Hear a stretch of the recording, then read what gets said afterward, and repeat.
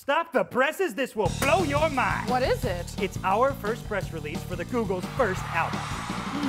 Indie band releases new album? Catchy, huh? I don't know, Roar. Okay. How about indie band releases debut album?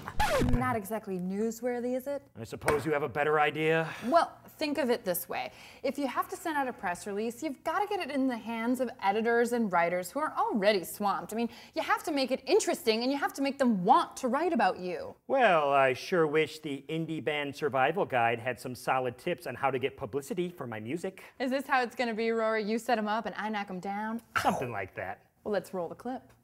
There are a lot of services that will actually help you blast your message out to the traditional media. We're talking about services such as PR Wires and Music Submit. Many of them are actually free.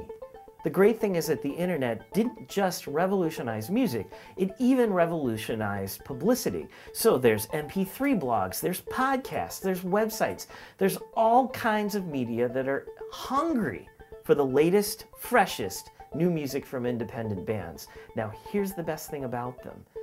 Rather than sending a press release, which would frankly turn them off, they just want an email from you with your music in it. And from there, it's just a question of having a regular conversation with a real person and try and convince them to cover your music, which they're interested in the first place. It's a much different proposition than it used to be in the past. You know, I'm sure you can come up with something creative to get the press interested in your new band. Yeah, and you know, I happened to be thumbing through the book and I found some other little tidbits as well. Good for you. Now tell the good people where to share in this newfound knowledge. Right, just go over to indiebandsurvivalguide.com and you'll find all those tips and resources about publicizing your music. And don't forget, Rory and I can be found doing our thing at dvdgeeks.tv. Okay, how about this one? Indie band saves puppy from burning tree. I think you might be onto something.